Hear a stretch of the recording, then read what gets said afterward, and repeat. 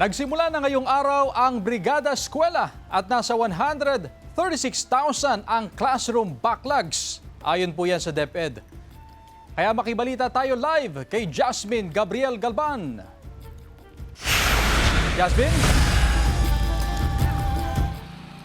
Chris, kabilang sa binibigyang pansin ngayon ng Department of Education ay yung posibleng kakulangan sa classroom at maging sa mga silya o upuan ng mga learners.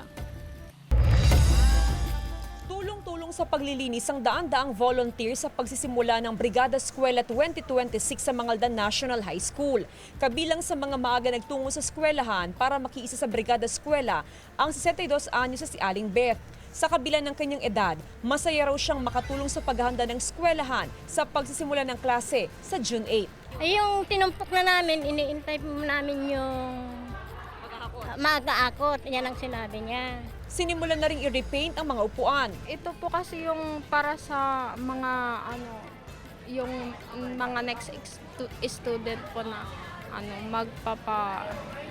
mag-aaral. Isa sa posibleng problema ng Mangaldan National High School sa pagsisimula ng balik eskwela ay ang kakulangan sa upuan. Marami kasi mga upuan ang sira na at hindi na kaya pang i-repair. At kung lalampas ng 8,000 ang bilang ng kanilang estudyante ay kukulangin daw ng upuan. Kaya naman ngayon pa lamang ay bumibili na ng mga bagong monoblock chair ang pamunuan ng Manghay para may magamit ang mga estudyante.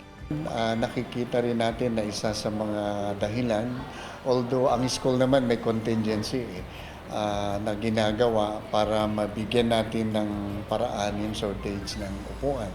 Puspusan din ang inspeksyon sa mga gusali at silid-aralan sa buong Region 1. May mga monitoring activities po na sinasagawa ang mga engineers po natin para just in case na may makita po sila ma'am na kasiraan ay agad-agad na po ma'am na ina-address lahat na ito ma'am para always na ready po ma'am yung mga classrooms po natin. Aabot sa 28 million na estudyante ang naka-enroll na para sa school year 2026-2027 ayon sa DepEd. Mahigit 1 milyon naman ang teaching at non-teaching personnel sa public elementary at secondary schools. Base sa mga bilang na yan, posibleng nasa 35:1 ang student-to-teacher ratio sa mga lower levels, habang 45:1 naman sa higher levels. Ang classroom backlog nasa 136,000. Sisimulan ngayong school year ang trimester school calendar.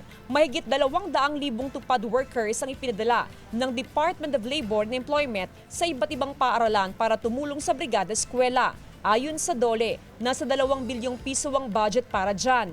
Maaring ma-deploy ng hanggang 10 araw ang mga tupad worker sa isasagawang Brigada Eskwela.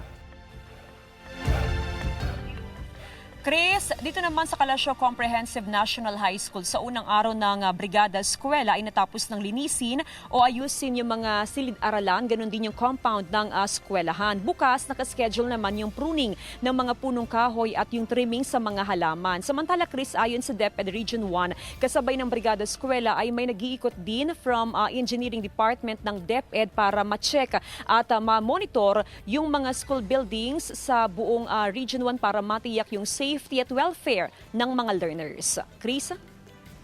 Maraming salamat, Jasmine Gabriel Galban.